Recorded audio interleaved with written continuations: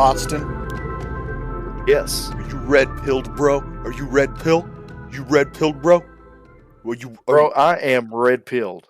bro, Any bro, topic, I am red-pilled. bro, these blue-pilled sheep bros. Blue-pilled normies out here doing blue-pilled normie crap, and I am red-pilled. I follow the white rabbit. QAnon is real. We're 40kFanatics podcast, and it's that time again for us to do a movie, and we are doing I should have pulled up the IMDb so I could give some background to this thing. It needs no introduction. It's The Matrix. The Matrix. We both watched it, and we've got notes. So last time, if this is the first time you've seen us do a movie, we do a movie whenever we feel like. We're trying to do one a month. We've got a little list. You can get down in the comments on YouTube or on Spotify and let us know what you would like to see us do a movie on, if you like what we're doing here. But this thing, man, it's I've got thoughts. Because it's it was Deep. yeah, or it definitely thinks it is, doesn't it? 1999 was a good year. 1999, The Matrix. It was done by the Wachowskis. Yeah, the Wachowski brothers. At the time, the Wachowski brothers. They are now Lana and Lily Wachowski, and I'm pretty sure both big bearded women. They are strange cookies, man. And stars Keanu Reeves, Lawrence Fishburne, Carrie Ann Moss as Trinity, of course. Highly rated. Some would say legendary movie, wouldn't they? Yeah, I mean, I could see this as I guess a modern classic. I was going to say 1990. That's over 20 years ago now. Yeah, I mean, I would say it's a classic, right? I mean, Yeah, it's a classic. it was revolutionary for the time. There's no doubt. Well, let's get into it. So what we've got here is I watched it and wrote down phone notes as I went of observations, things I saw, things I thought. Looking at this thing through 2025 eyes is wild. Yeah. My first note off the top, early title card. They give us The Matrix right at the beginning, before anything happens. And I was blown away by that. yeah, it was not Caught me off guard. Yeah, it wasn't the most artsy thing in the world. And then just tons of non-binary green fields, because all those text fields, it's like they're not binary code, but they're whatever the machines are running on, apparently, right? Yeah. And then we get into it, and I've got 90s hackers and tiny sunglasses, and I think you had a note of this. Oh yeah, I want to step back for a second and talk about the title sequence for a second. Yeah. It caught me off guard because I sat down on my couch, hit play on The Matrix. I think I was fiddling with something, maybe getting like a drink or getting food ready, doing something on my couch. And I just saw it, like immediately like started going into the movie. I was like, wait, my body was expecting like maybe 15 more seconds of like title openings, Well, like production openings. It's the Family Guy bit where they keep on, where it just keeps on being the studio's little animation, and they're like, "Oh man, we got a robot in the field." Oh no, that's just it was like Warner Brothers. It's like Warner Brothers, the fade Matrix. I was like, what? You're like, hold on. Yeah, I was like, I'm not ready. I don't even have my Sody Pop open yet. Yeah, but yeah, talking about the hacker thing going on with it. I told you that one thing about this movie is that it's very much into the hacker archetype going on that you have in like late 90s, early 2000s. Where it's like, ooh, the internet's so edgy and cool. It's mysterious. Bad people on the internet. Now looking at it from 2025, it's kind of like the internet has been tamed for the most part. We are now past the Wild West era, where we used to have like the Great Plains, prairies, and everything, Conestoga wagons trailing through in the sea of grass. Now we have just suburbs and uh, shopping malls and highways. We've conquered the West, so that's the corporations have conquered the West of the internet. So now we are left in kind of a sterile environment now. Everything's prepackaged.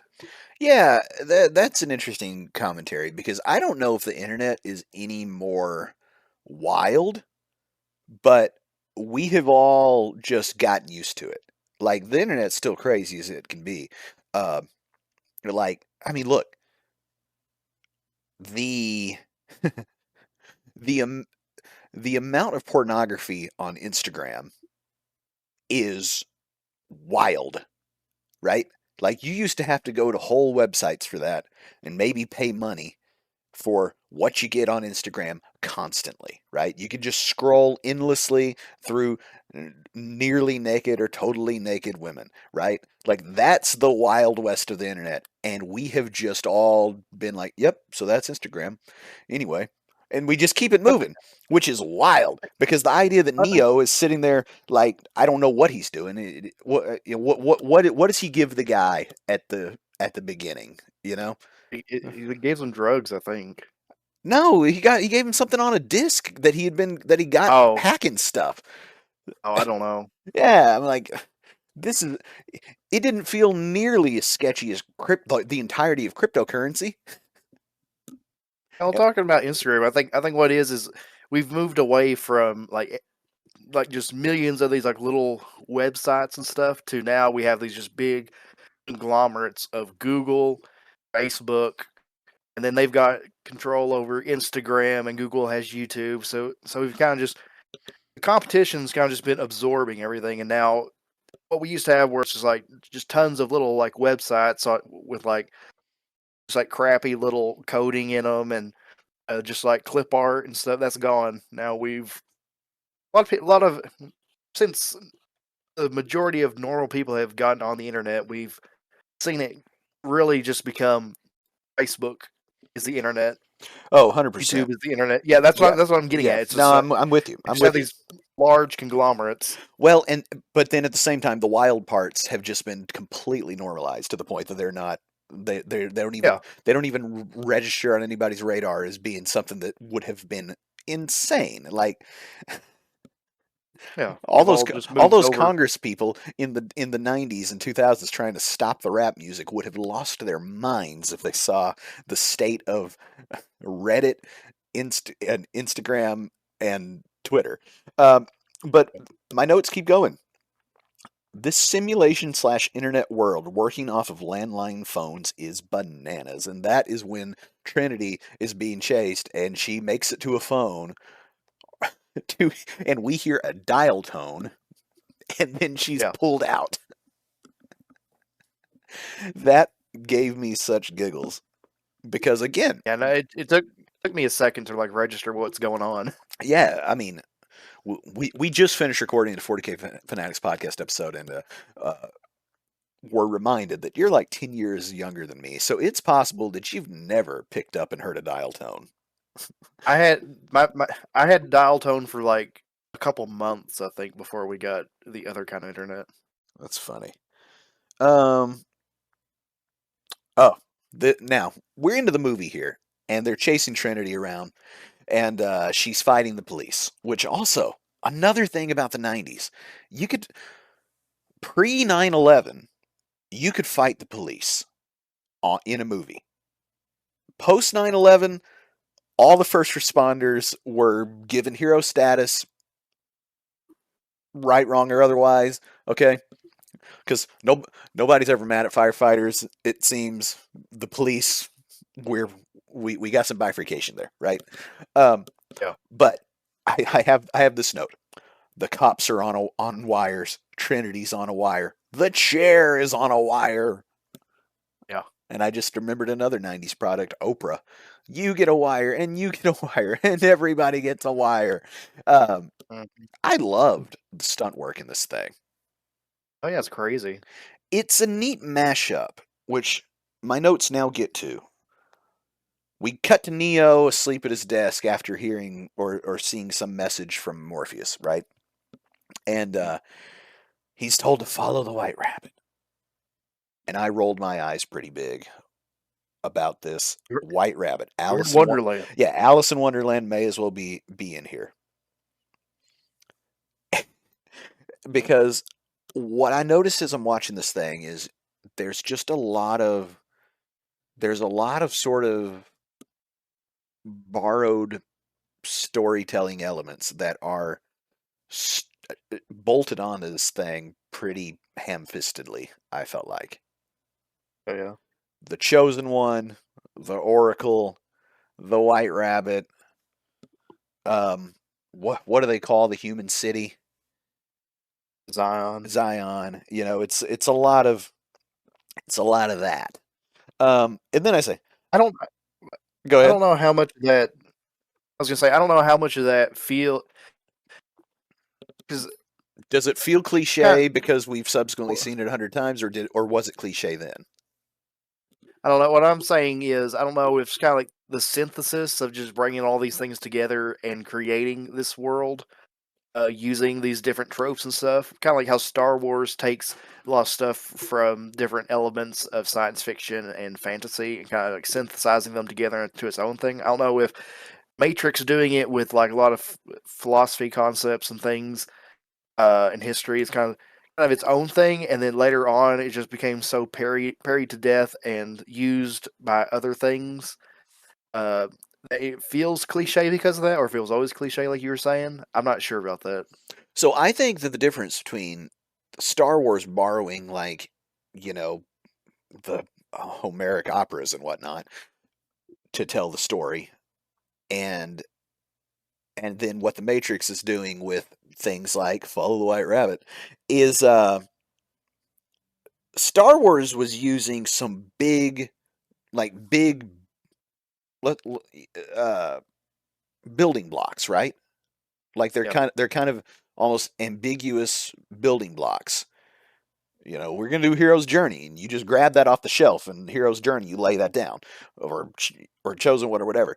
The Matrix has those going on too, but then for some reason there's another layer applied, which just might as well be stickers on top of those blocks, like the White Rabbit and like Red Pill, Blue Pill, and this kind of nonsense, right?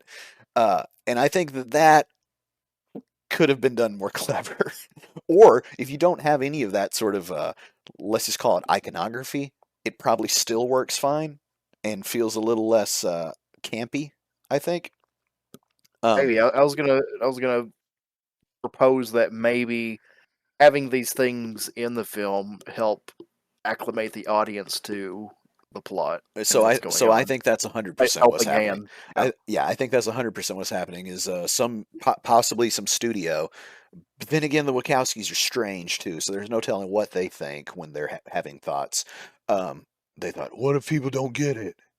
Well, let's give them something they recognize. I'm like, okay. I think to me, I feel like a lot of that stuff is just working on like archetype themes with it all. Because I mean, you could call the city like Wakadoc, and it'd be like, okay, well, we got that. But I think adding these things like Zion and all the right these things that add like layers to the film, 'cause then you incorporate elements, you kind of incorporate the themes of Alice in Wonderland, and then you kind of the city's called Zion is kind of like, is there something biblical to that?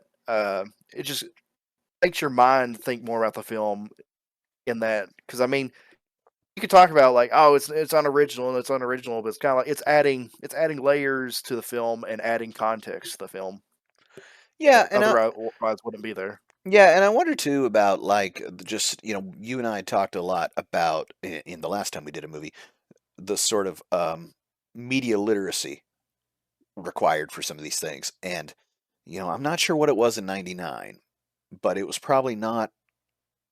It didn't feel like it was as high as Star Wars in what was that, 72, right? 77. 77.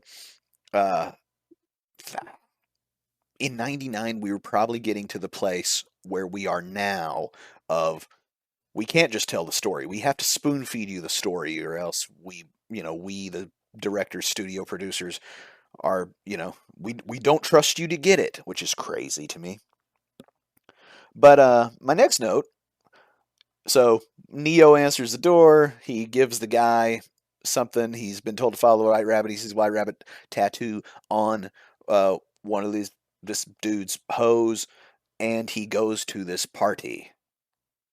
And I say, the 90s bondage leather party that never existed. At this point, Back of my Dracula. Dracula on Like, the soundtrack. Oh my god. Um, Look, that party has got to be in every other 90s movie that existed, where people are walking around in platform boots with spikes on their shoulders and stuff. And I just don't think that party ever existed. no. Like, look, I remember 99. I was like, what was I? 12, 13 years old. All right. I I should have been somewhat aware of people doing this thing at some level. And there were people that tried, right? We just called them goth kids usually. And I know that those are a little bit different than what these folks are trying to be. But those kids didn't have any money to go party. There was no club that you could reasonably serve those people. Like you can't get 100 of them in a room. Maybe in LA this was actually taking place, but it appeared to be a party that only existed in movie sets. So I actually just had to look this up, but I was looking up when did Blade come out because this has reminded me of Blade. Oh, 100%. Yeah, and I Yeah. watched that It's the recently. same. It's the It's same the party. same.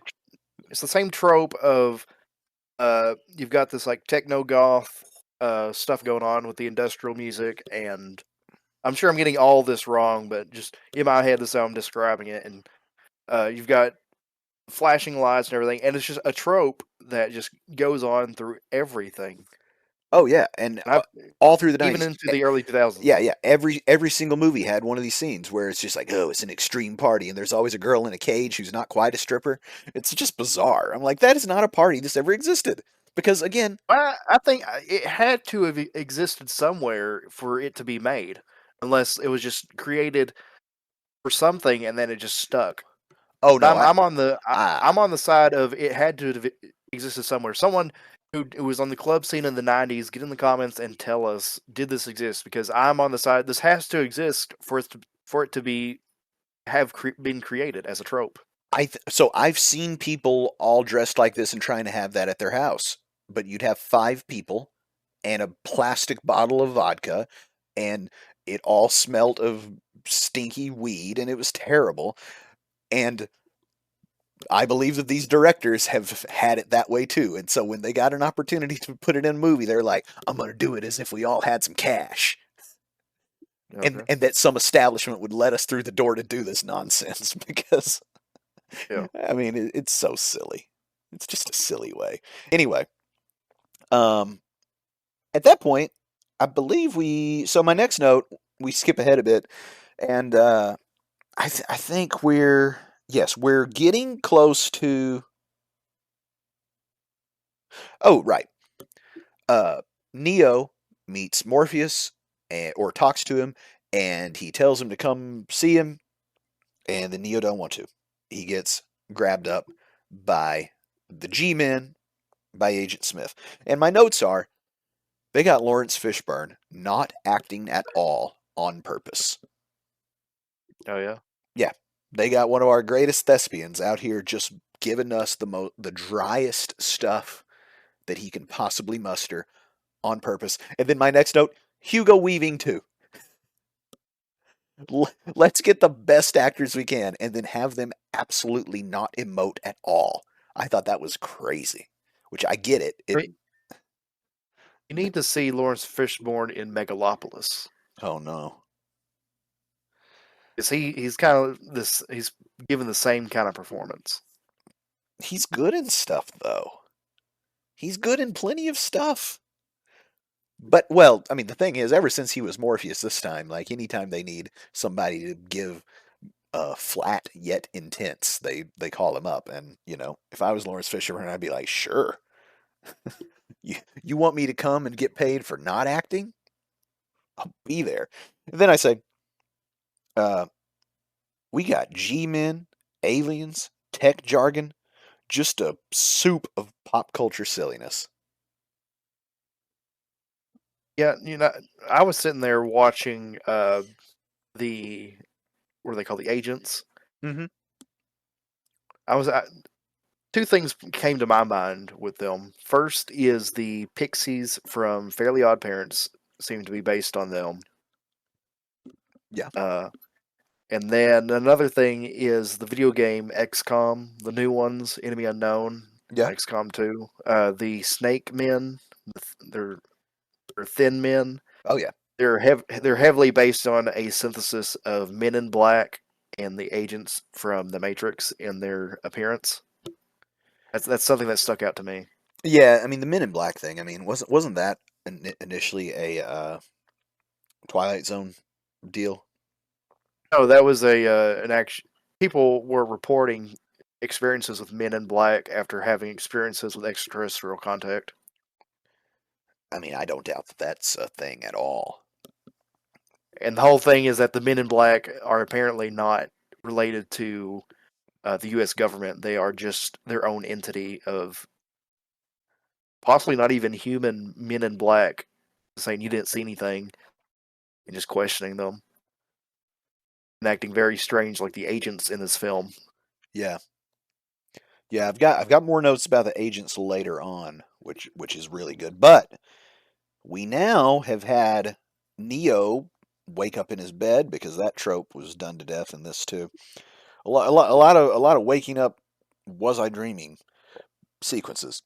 But anyway, we get to A it. dream within a dream. We get to the red pill, blue pill. I've got this one starred because we got something to talk about. My note here. I've got two of them.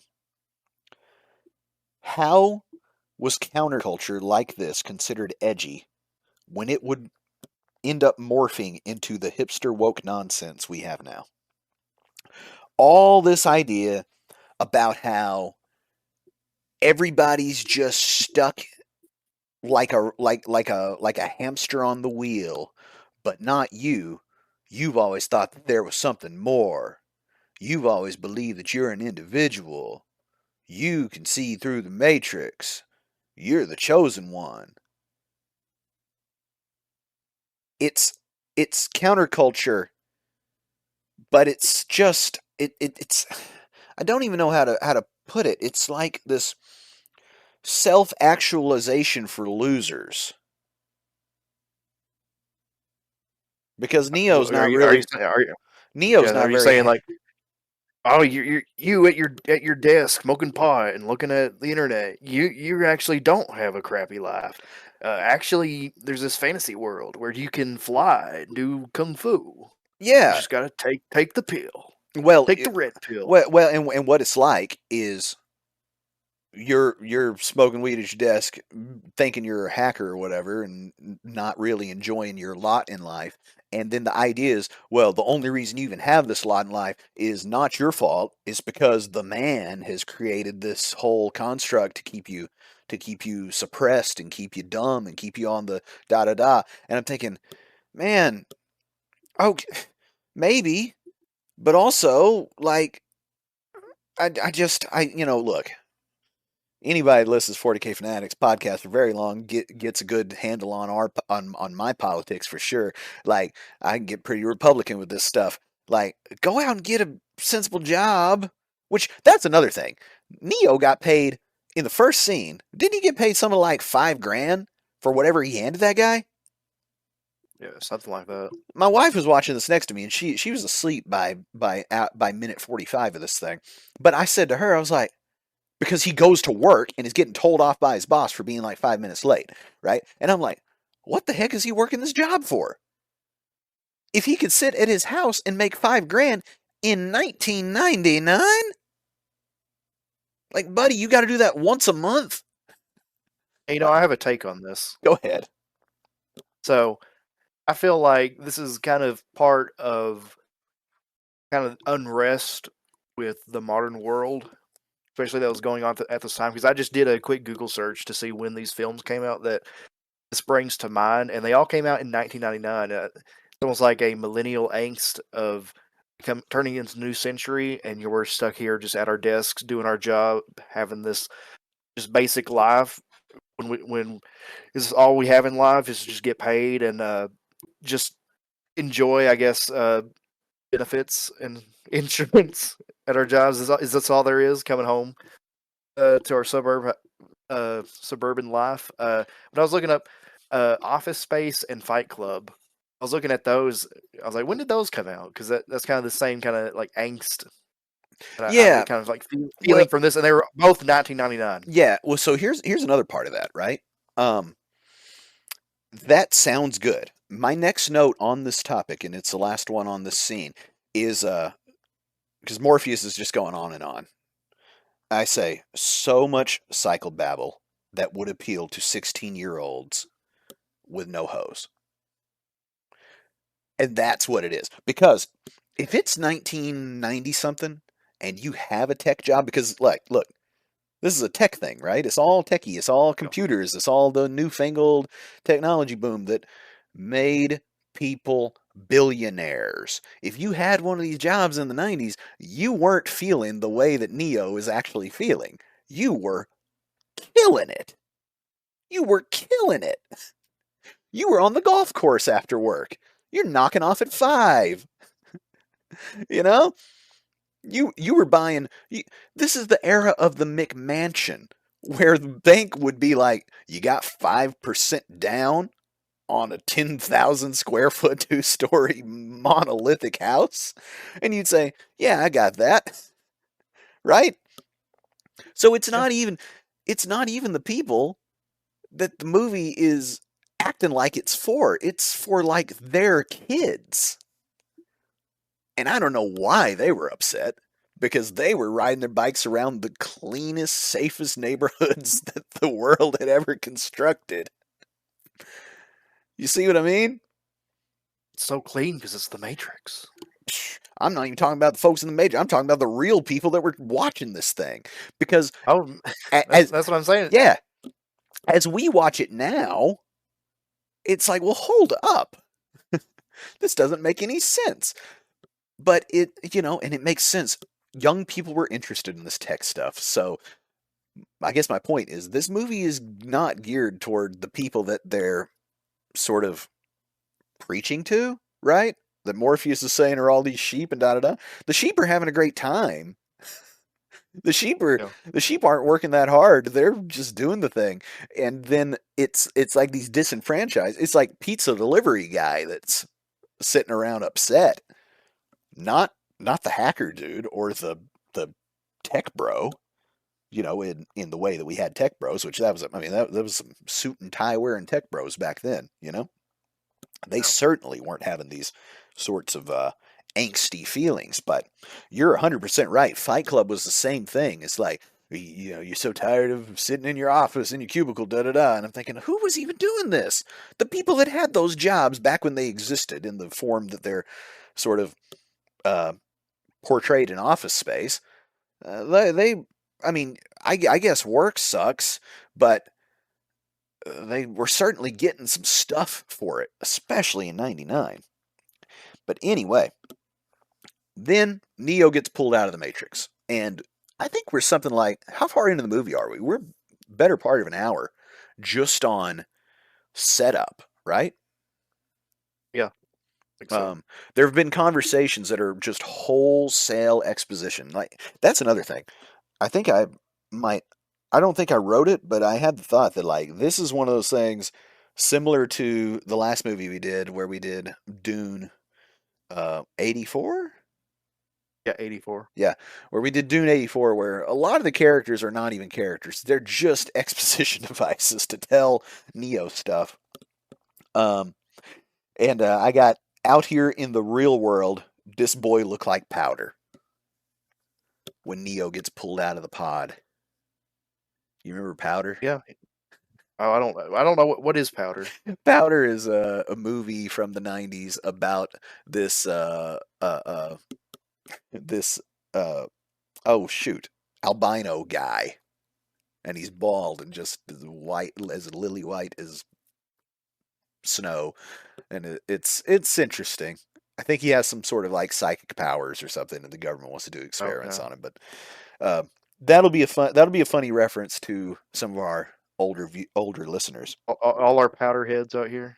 Yeah, all the powder. There's a lot of them, man. That was a huge movie back in the day. Um, a lot of new grandmas listening are going to remember Powder. I want to hit this part where he is like unjacked from the machine. Yeah. Uh, uh, I think that score, that swelling score, when he looks down at all the pods and everything, the lightning crackles. That operatic score is amazing. It is. I think The Matrix has one of the best soundtracks uh, around for films. In its orchestral stuff, the orchestral stuff is really good, and then you get the other side of it where you get just this edgy techno '90s stuff going on. Oh, it's crazy to me. Like, It's yeah, the duality of it's yeah. crazy. On one hand, you've got like John Williams level, just big chunky goodness, and then on the other, you got butt rock nonsense. You got like swelling like Wagner level stuff, and then you've got Rome and my Dragula. Ugh, it's strange. The '90s were strange. Um, So then he's out in the real world, and we see like this montage of surgeries where they're taking all the ports out of him and stuff. And I thought that was neat how the makeup sort of transitions. And apparently he was there for quite a while because the movie appears to take place over the course of about 42 minutes once he's back up and moving around. I mean, I know it might have been a day or two, but they've got him on that table for quite some time, it appears. And then he goes out and he's talking to Morpheus, and uh, I forget what they're talking about, but I said, man, Morpheus is committed to this riddle talking, even in a crew neck sweater. Yeah, Like you would think, okay, you're in the Matrix, you're trying to stay low and keep the agents off your back, sending all it's all cloak and dagger and whatnot. But then they get outside of the Matrix and everybody's just eating some sort of nutrient paste, and Morpheus is still on this riddle game for everything he says. yeah, I would just be like, M. Effort, can you just tell me something? Like, what are you talking about? yeah. And Morpheus is an interesting character in this thing, too.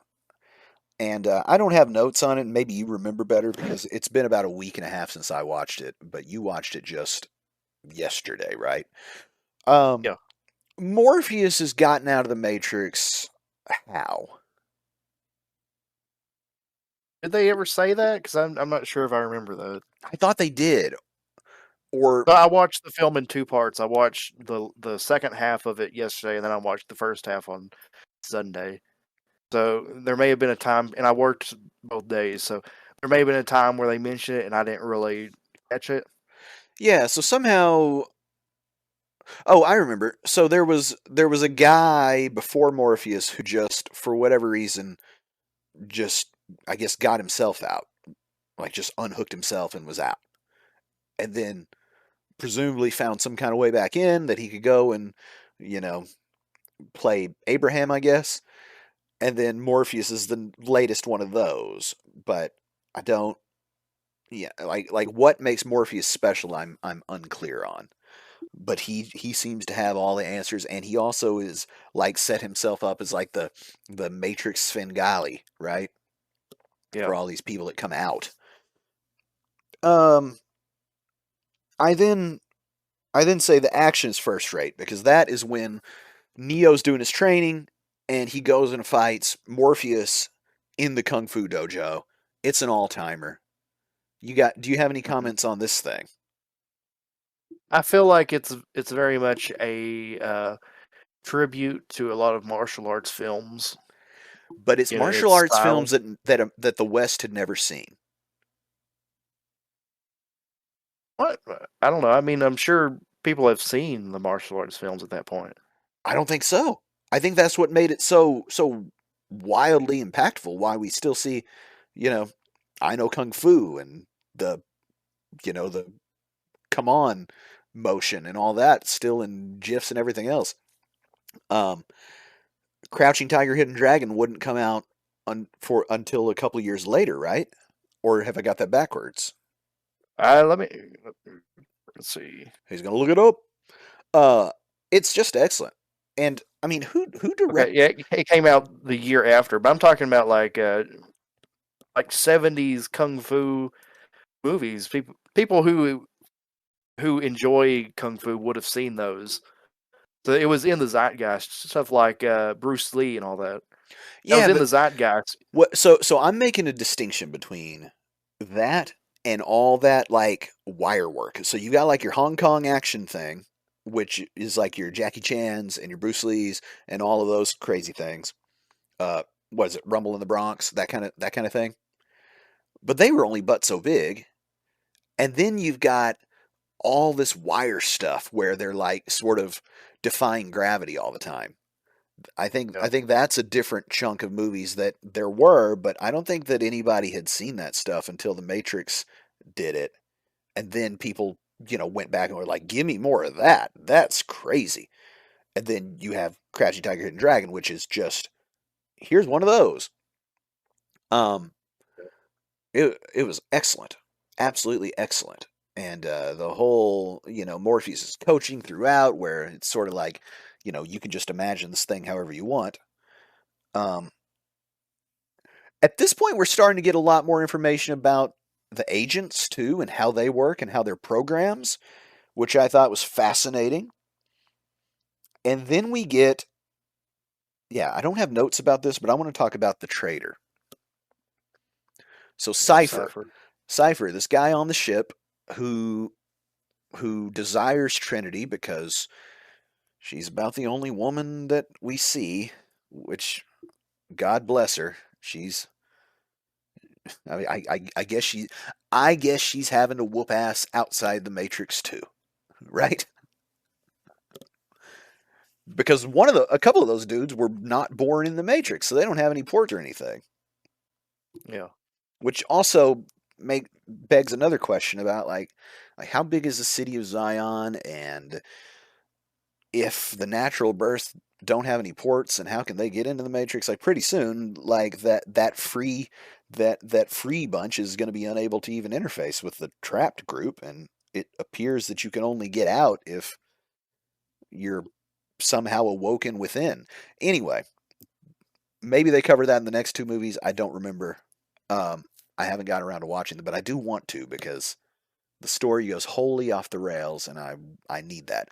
However, this guy Cipher, we get all this exposition about how everything in the Matrix is just in your mind, and all the stuff you enjoy isn't real, and da da da. And he goes and meets with the agents, and he's eating a steak, and he's double eliminationing, giving us that same speech, and he says what I would think too, which is, you know what? I don't care if isn't real. This is really lovely. Because you know what's not lovely? Whatever the heck we got going on in those ships, in those tunnels, in the destroyed Earth with the robots trying to chop us up. So he dimes out Morpheus, and Morpheus is captured. And then we get a part that I had completely forgot or never noticed. Agent Smith takes his earpiece out and okay. bemoans the stench of humanity and reveals a ulterior motive for wanting to stop Neo and Morpheus and Zion, which is that he wants to cease to exist or cease to be necessary so that he doesn't have to live amongst or be amongst people and humanity at all, as he is part of the AI that destroyed humanity to begin with, turned them all into Hmm. batteries. Spoiler alert, for about 15 minutes ago in the movie, it's revealed that all of humanity was taken over by some AI and then turned into batteries to power said AI after the full humans decided to blot out the sun because the AI had been solar powered. Like somebody didn't think that through. Yeah. Uh, you start looking into it, doesn't really flesh out. Doesn't really like math out. No, no. That like let's talk about that, and we'll come back to Agent Smith and his pursuit of liberty, which I think is a much more interesting piece of story. But yeah, man, the idea that they're like, oh well, the machines are taking over. It's gotten too powerful, but they're solar powered, so we'll just blot out the sun. That will have no ramifications on us as humanity at all, will it? Like, what were you thinking, man? And If you look at the Animatrix, they explain it. do they? Like, have they Yeah. already drilled all the oil or something? Because I'm surprised that the AI wasn't like, all right, well, we're going to be coal powered. We're just going to choke you out that way. Well, what it is the Animatrix. It's kind of. I don't want to go into the whole thing, but eventually there's a big war between the robot nation of robots and the rest of humanity, and it's kind of like an apocalyptic war. And it's kind of like it's either humans win or they get enslaved by AI. So it's like at that point they're just like, screw it, we're blotting out the sun and take you down with us. Wild, wild. Yeah, it's crazy. But what do you think about Agent Smith wanting to, like, first of all, he takes that earpiece out and he misses some messages. So apparently he's able to disconnect himself from the rest of the hive mind, which I think is fascinating. Hmm. And then he has got his whole own ambitions. And maybe I'm Very interesting. misremembering, but I think the subsequent movies have to do with Agent Smith. Like, he becomes a third party, unless I'm misremembering. I Because think he does. yeah, because you've got sort of the alien hive mind, you've got the humans, and then you've got the Smiths, because he ends up just being a pile of clones. I guess they didn't want to pay those other two dudes anymore. Uh, I guess he wants to tear the whole thing down, and there just be nothing. No Matrix, no robots. Which, that's another part of this. What I maybe this is a strange philosophical part to get into, but we're doing a movie. What's a robot's motivation? Just to To be a robot, exist? Just to I exist and guess. con- and just to con- continue? Yeah. Like, Agent Smith has got a job to do and things, and he's clearly going crazy. Like, did the machines not, like, they obviously think and stuff. At the point that you've got all of humanity enslaved, and they're all in their little pods, and the Matrix is set up in a way that they don't kill themselves in mass, right? Because that was another thing that Agent Smith explains to us, is how the first Matrix was a utopia, but the Hmm. people could tell that it was false, and so they just kept on, like, jumping off buildings. I presume. Um, so they had to make it kind of icky and put a little struggle in it so that people could feel like people. But Talk about struggle in the Matrix. I got something to talk about later with that. yeah, but then But what are the machines doing? Like, I don't know. what is their purpose once they've eliminated all humanity and they have got a, I mean, they've got a power source. Like, does that become the objective? Is like, we're going to keep the power source running. It's like, to what end? I don't know. I mean, kind of. They've eliminated their main threat, which is humanity, who wanted to stop them from existing. Now they have B, a power source from humanity, so they've covered both those bases.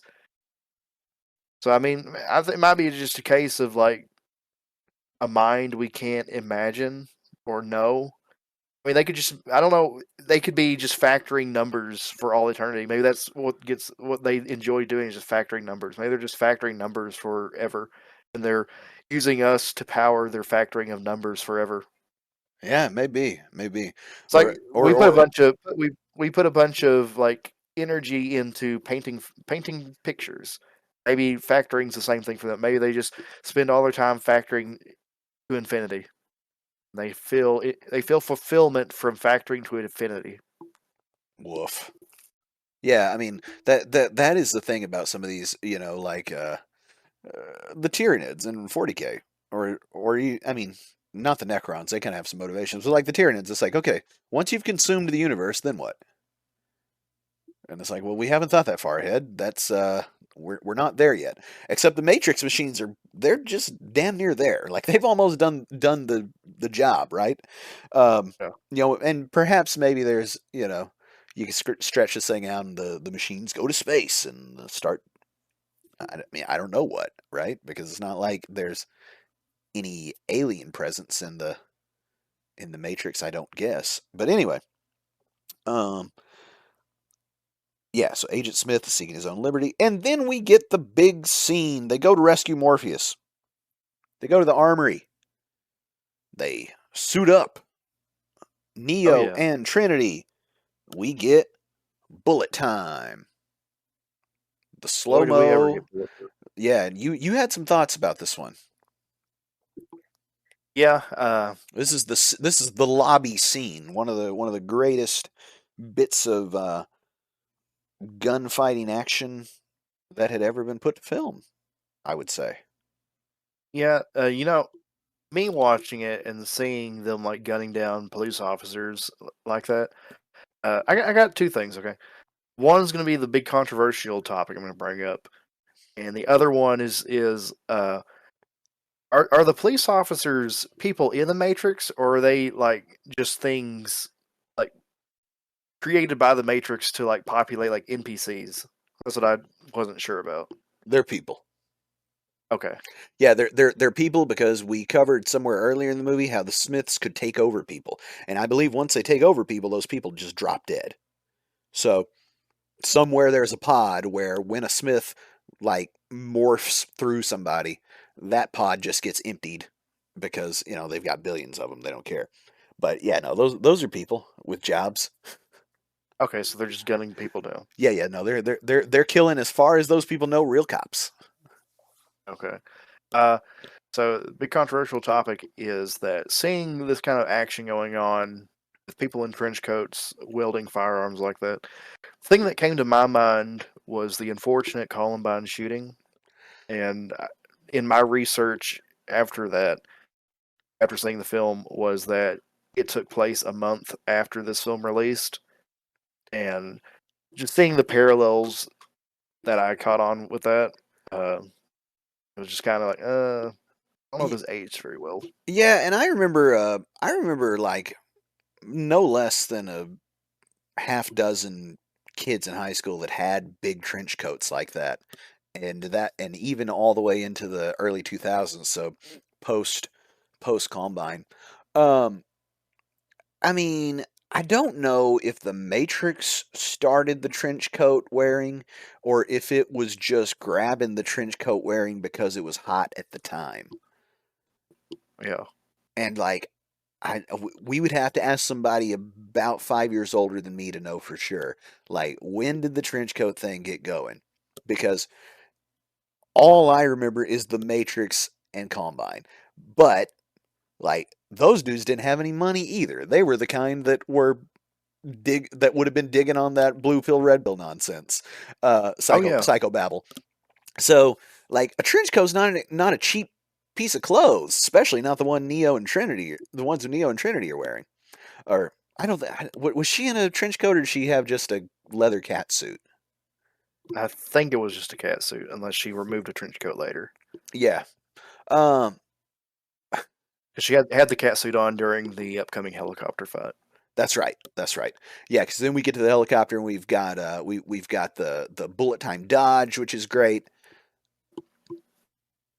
See, I Mhm. remember that scene being way cooler back then, and now I think just with the way that special effects have advanced, it was a little bit like, oh yeah. But at the time, that was like, I mean, it was the hottest thing in the streets with I the know. trench coat swinging.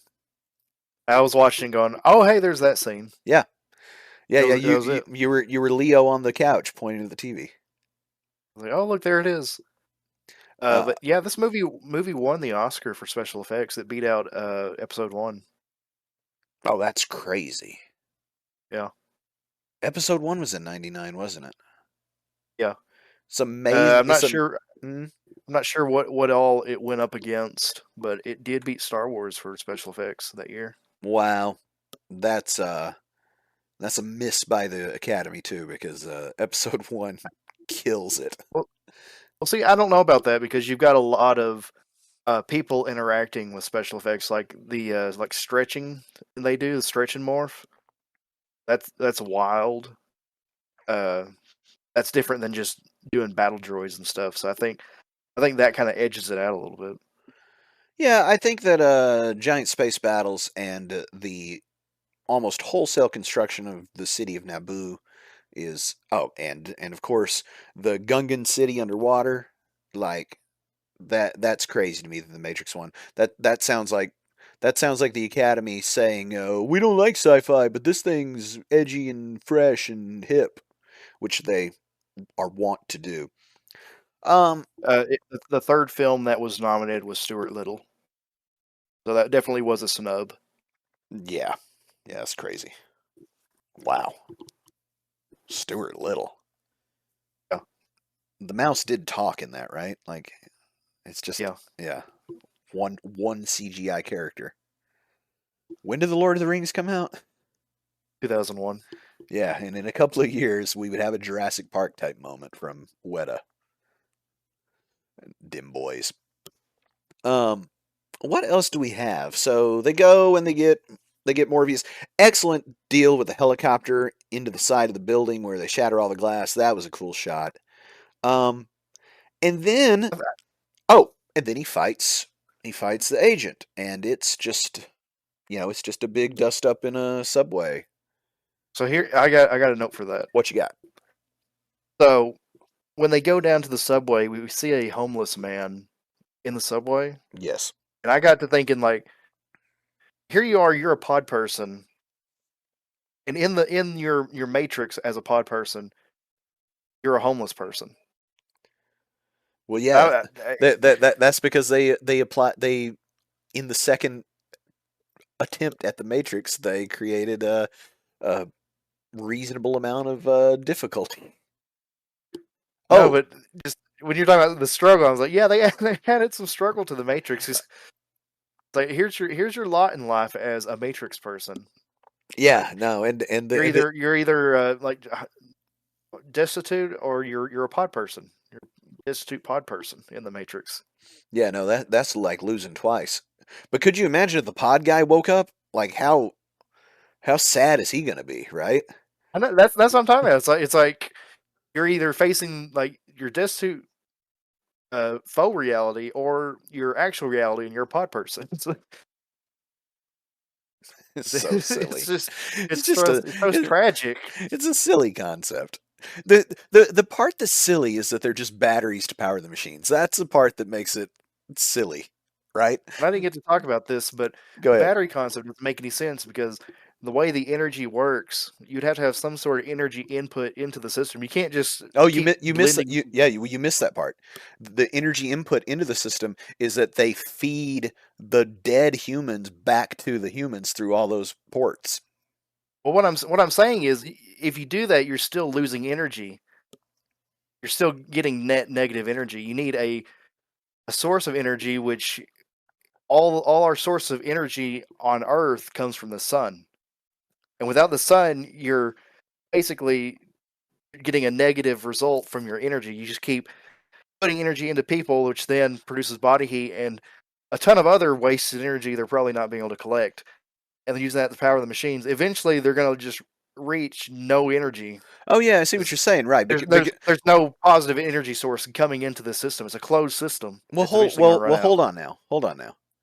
So, yeah, right. Because one dead pod person could theoretically feed so many other pod people, right?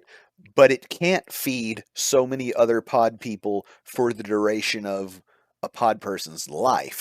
So every time there's a dead pod person, if you made it a 1-to-1, like the pod person eats on that one dead person for, you know, X amount of days, weeks, months, but then that's it.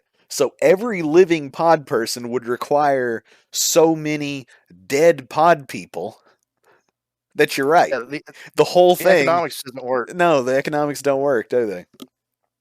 The only thing I can think of is if for somehow here's the thing: what they should do is just drill down and get geothermal energy. That's what they should be doing.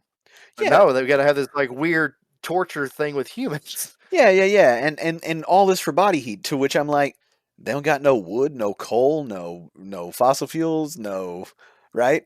Because they were just Yeah, solar powered to begin with. So and they talk about they're like, "Where's Zion?" It's like, "Oh, it's near the center of the earth, the only habitable place." So why don't they just drill? Why don't the robots just drill down to the center of the earth and set up some geothermal facilities? They don't need no humans for body heat. They got geothermal heat. yeah, and like we're just discussing the viability of keeping the pods alive. Those flying tentacle robots don't run on dreams, right? Yeah, Like, I assume they get charged at a port. yeah, they have to like dock and get charged. Like, how many pods worth of body heat does a flight take? Anyway, we're in the weeds It's now. what I'm finished on is that this whole system is not built on efficiency. Humans aren't the most efficient power source. The whole thing is it's built on petty robots who just want to torture humanity for eternity. There's no this isn't about an energy source at all. No, yeah, that would seem right. Which then, I mean, so that's the robot's motivation is they just hate Yeah. us because they ain't us. But They that want they can't. want to But torture us for eternity, but they don't want us to know they're torturing us for eternity, which defeats the purpose of torturing us for eternity. it's ridiculous. It's totally ridiculous. Um, what else do we have? Oh, we didn't cover the Oracle. What'd you think of the Oracle? Because Uh, Very mysterious. Lots of philosophical concepts that I probably didn't catch in a first glance. Something okay, I did catch though go ahead. was she's the Oracle and she talks about smelling cookies, and something that got me off with that is that in classical times the Oracle would have incense and stuff burning. A lot of stuff. And to me, it felt like the cooking cookies, the baking cookies, was kind of a nod towards that. The Oracle inhaling the fumes and vapors to gain knowledge and prophecy. Yeah, there's also the part where she says not to worry about the vase before he breaks it, and then he breaks it, and then she says, "Now what you don't want to think is if you would have broke it if I hadn't said it." To which I'm like, "Oh, so we just doing this? We're just being obtuse on purpose, huh?"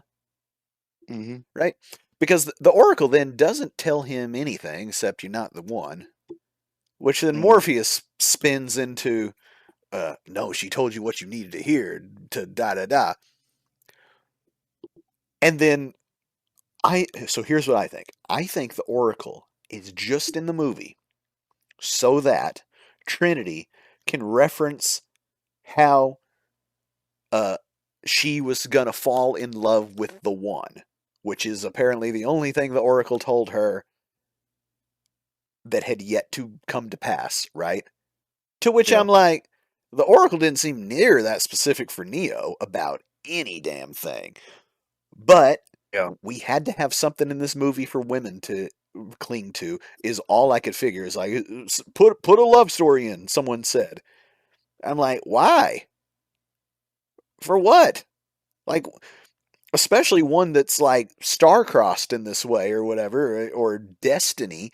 Like, she's the only breathing human lady we see in this apocalypse. Like, Yeah. we didn't need her to to be betrothed by the Oracle to Neo for them to have some sort of romantic interest. I don't know. I feel like maybe it's further playing into the whole power fantasy of it. Yeah, I think that's Like, 100% oh, right. you're the special, and You're so you you get can the fly. And girls. yeah, the girl's destined to be with you. And Yeah, no, I'm telling you, it's for 16-year-olds with no girlfriends that don't play any football. Um, I think we've nearly beat it to death, except for one more scene. Neo goes back into the Matrix, and he yeah, and a a horrible butt rock song is playing and he's on the phone giving us some sort of I Oh don't no, even this is know epic. what. Oh, this is This is epic. this is cringe I'm in gonna tell everyone how oh to get out of the Matrix, and yeah. I'm so cool. And then takes off like Superman. So here's my note with that. Okay, Mother that's bleeper awesome. what? That's awesome. That's the No. coolest thing ever. It's jumped the Yeah. shark. Go ahead though. No, it is no, it is cool. It's like when you see Christopher Reeve at the end of Superman, like flying by the sun, and like he does his little smirk and then flies off. This is the Matrix equivalent of that. You see Neo just like fly, go like, Yeah, oh, but man, look, spoiler alert if so you guys cool. have not watched the next two movies, they just do Neo's the Messiah. Like he's he's like born upon a crucifix and everything to save humanity. Like it's silly. So the idea they made him Superman at the end of the first one, like talk about painting yourself into a corner, right? That's one thing a lot of people say is that the Matrix is an amazing standalone film, and then you've got the other ones. Yeah, so the problem with The Matrix is that it does not hold up to logical scrutiny, such as the type that we have put it through today, because these robots don't make no sense. This whole Matrix thing is questionable, and Neo's desire to get out of it is also questionable. Like, that part is strange to me. It's like, again, he got like 5 grand for whatever little hacking job that he had done at the very beginning that we don't even know about. To which I'm like, buddy, you're doing that and a job. Like, you need to go to an island. It's 1999. Anyway, Yeah, yeah. It's like you said, the target audience for this film, the people that get the most out of it, are probably gonna be like 19-year-olds who are like smoking pot on their mom's couch and just so it's yeah, so there was a type of movie during the 90s, and what I call these movies, this is like Boondock Saints, Fight Club, Matrix. I'm trying to think of more of these. It's like these, The Crow. It's these edgy movies, these edge lord movies, right? Where everything's black leather and depressed. And what I call those movies are crap that people based their entire personality off of. And this one yeah, is less of that than some others, but it's got all the hallmarks of those kind of movies, the ultra violent, you know, taking it to the man sort of it's almost like a it's like an I don't even know what to call it, but it's like an anti-capitalist or anti-consumer sort of energy that these movies give off where like you're just down because the man's keeping you down. It's like, no, man, you're down because you're lazy or unmotivated, you know? yeah. Like I feel like there's I feel opportunity like everywhere and you want to spend your time, beating up on drug lords or something. Like they didn't cause this.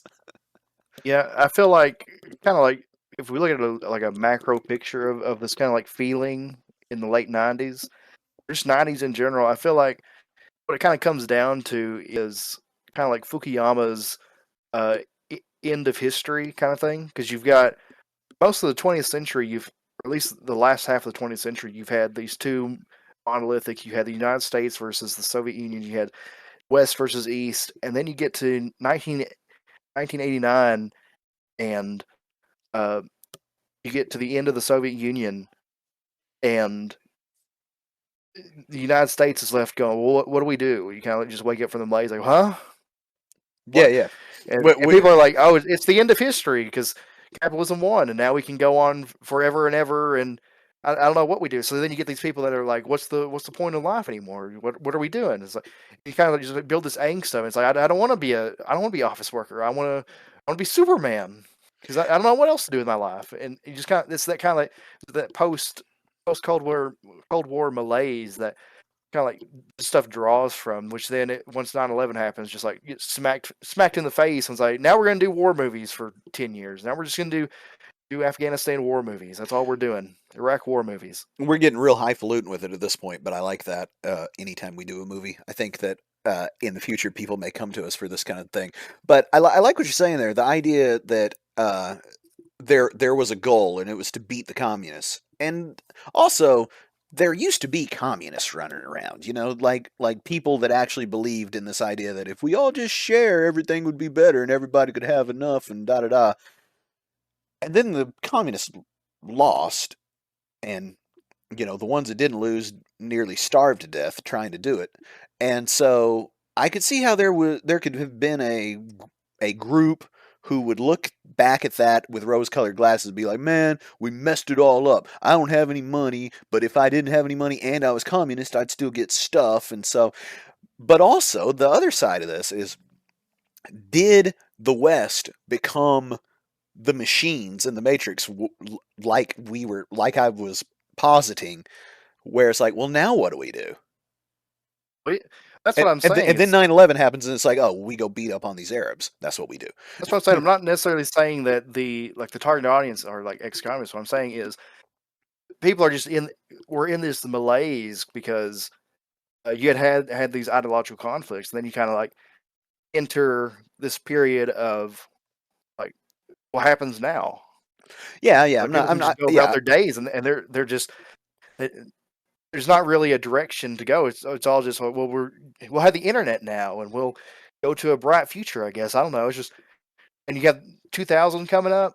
It's like just a bunch of uncertainty over like what's going on, a lot of excitement and a lot of fear and a lot of confusion. It's just the angst, the premillennial angst is what it is. yeah. I suppose so. Yeah, I wasn't saying the target audience is Okay, communists that I failed may have either, misinterpreted. but I just wonder where those sort of. I just wonder where people's. I'm just going to call it lack of ambition, without painting basically poor people with a crazy broad brush, but like, look, there's all kinds of reasons for poverty. There's all kinds of reasons for wage inequality, yada yada yada yada yada yada. Okay, but I also personally know a whole lot of people that just don't do anything. All right, and I always wonder, where does that motivation come from to just not do anything? Because that is a crazy energy to me. Now, if you are someone who's motivated to not do anything, and all of a sudden the whole world's about like buy stuff, well, I could see that building some angst, and I think it did, which is where we get these kind of weird dystopian fantasies. That's really what the Matrix is a dystopian power fantasy, um which sounds like an oxymoron, right? Like, how can the Yeah. power fantasy be dressed such that it is, which of course 40K is the same. Like, the Space Marines are awesome. The Space Marines have all they want and all they need and take whatever else they feel like. Meanwhile, everybody's getting killed in horrible conflict, you know? And in the Matrix, it's like, everybody's getting by and doing stuff. Neo don't want to do that, and so he becomes Superman, which is strange. Um, Oh, I had one more question, and then we'll close with some final thoughts on what we think of this movie, how it's held up, what we rate it. Um, is Keanu Reeves good? So I don't have any notes for this. I'm just like remembering everything. But you saying that gave me a note that I had, and Yeah. that is that his entire performance. I've never really seen The Matrix in full. I've seen like bits and pieces of it until now, and the only other movie I've seen Keanu Reeves in with like his full acting is Dracula, Bram Stoker's Dracula. I've not And through this seen whole that. movie, the way he would inflect things in the Matrix, I was like just like zoom, like sucked back into Dracula for a second. Okay, so there's a drinking game that you could play with this, which is Keanu scrambling. There's time and time again in this movie, my wife pointed out, where he's like doing a waving his arms scrambling kind of motion anytime Yeah, something happens. and you could be hammered because it starts when he jumps up from his desk and it keeps going throughout. Just Keanu Yeah. scrambles, and he's not going anywhere. He's just sort of like it's like he's got some flies on his around his face or something. And that seemed Yeah. to be the biggest emoting that he does. The rest of the time he just sort of listens to people and looks confused. And yeah, I don't know if he's good. And I understand Keanu Reeves, salt of the earth, one of the best dudes in Hollywood by all accounts. But man, Lawrence Fishburne and Hugo Weaving are purposely not acting, and they are killing that boy in every scene. Yeah, talking about him just like kind of looking confused and reacting to things people are saying. That's his performance in Dracula. I think that's why I like felt such a deja vu with it on Now the I've performance. not seen John Wick, but those are action movies like to the max, as far as I understand. So I'm not sure he does any acting there either. It's crazy, man. For Oh, all the love Keanu Reeves gets, it's like he's just a is is he just default white guy? And that's why people like him. Like anytime they want default white guy in an action movie, it's like, well, he's the one because he gives no personality to the thing that might cloud somebody's self insertion into the story. that's what I was gonna say. It's like he's good for just every guy. He's an every man guy. Yeah. Why? I mean, I can. He don't. He wouldn't be too But maybe many he's men. part. He wouldn't be too many men named Marcus. Yeah. But I hear So what you're saying. maybe that's why he's so good in the Matrix is that he's perfect for that role. Yeah. Everyday man who becomes Superman. Um. So what'd you think of it? Rating out of 10. How do you feel about it? I think it's like an 8.5 to a 9. I feel like it's a I feel like it's an 8 because it it does an hour my thing is it's long and I love a long movie. However, it kind of I went felt like it wasn't very long. oh man, it was I was I mean I was feeling it because you go something like an hour and change of just setup, and then the kung fu scene happens and it's an action movie from then out and just a straight ahead action movie. And sort of the kind of highfalutin concepts and everything just fall away and we have an action movie. And I just wish there was some kind of way that the setup maybe didn't take quite so long. But I'm going to give it an 8. Now, I could totally see how, and it absolutely was, in 1999, if you went to the theaters and saw this, it would be the most badass thing you'd ever seen in your life. Yeah. So I 100% why see why it got its flowers and continues to. But I think that if we continue to do some 90s movies, we are really going to be hitting often on that millennial angst that you called it and that sort of 16-year-old struggling kid psychobabble. Because Yeah. that was my biggest takeaway, red pill, blue pill. And also, the whole usage of red pill as it exists today is the most patronizing asshole stuff that you can possibly conceive of.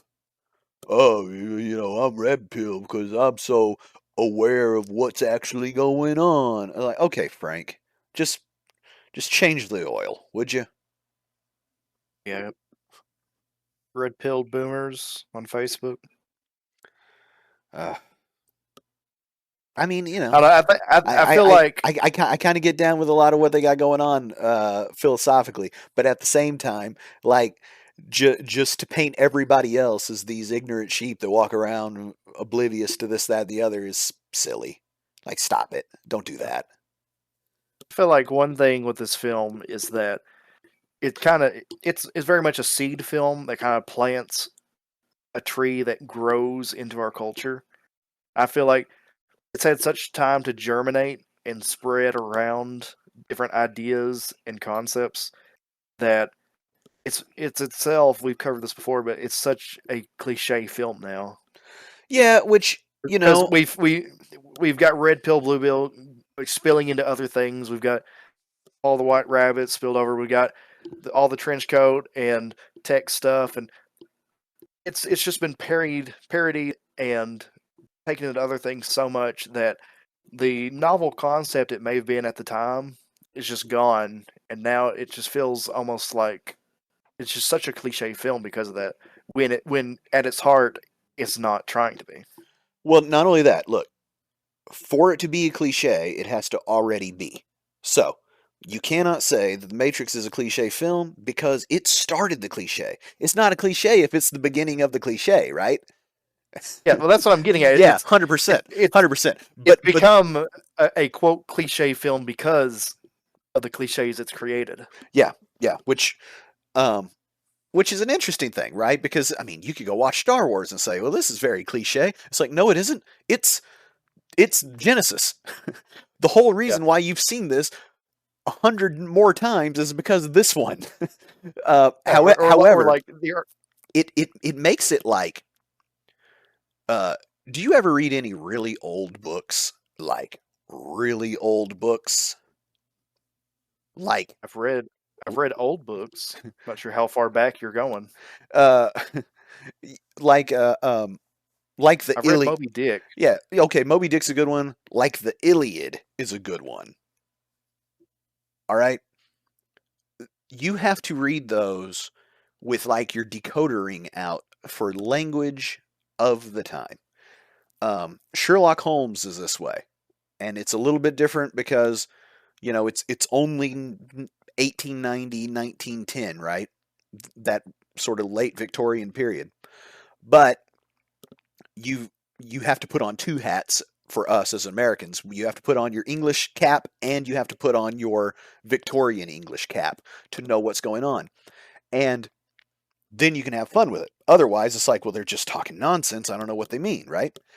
Watching movies from the past, especially ones that had cultural relevance, you must put on your decoder ring of the time. Because otherwise, Mhm. it's like, oh, this is just derivative. It's like, no, it isn't derivative. It's only derivative because you have knowledge of the future. I'm Yeah, not saying you're doing that, but people do that. You see it all through yeah, the Rotten Tomatoes reviews where people that reviewed stuff, during lockdown because everybody became a movie critic at that point, are say, will say stuff like, "Oh, Rambo is just another one of these action movies, a guy in the woods, da da da." It's like, buddy, it it was the mold that everything else was made with. yeah.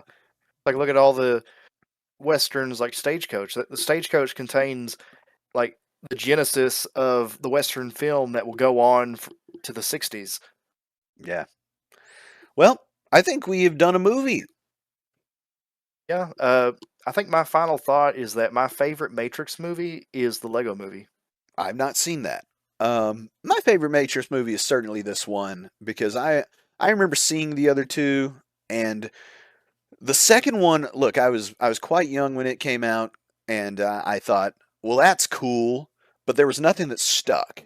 And then the third one, I remember actively despising as I watched it. I was like, oh my God. And look, I was a young man with much less media literacy as I have now, and I thought, this is ham fisted, punching you in the face, like philosophy and iconography for I don't know what.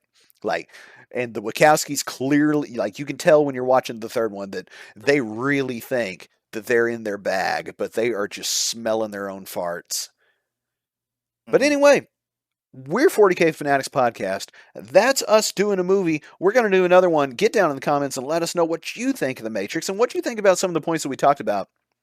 Um, what kind of mindset do you put yourself in when you watch a, let's call it, pivotal film from the past? Because, do you adjust at all? Or do you purposely watch it with a modern eye to see how funky it's gotten, because that's its own fun, which we had a bit of today. But I give it an 8. You give it a, what'd you give it? 9? I gave it an 8 to a 9. Yeah, okay. I mean, definitely worth a watch again if you haven't seen it or haven't seen it in quite a long time. If for nothing else, all the great wire work, which I wish we had looked up who did that. Was it John Woo? If it wasn't I don't John Woo, know. then John Woo is doing his Matrix thing at every opportunity he gets these days. But we'll see you next time. And as always, like we say on the 40K podcast, don't forget to Stay fanatical.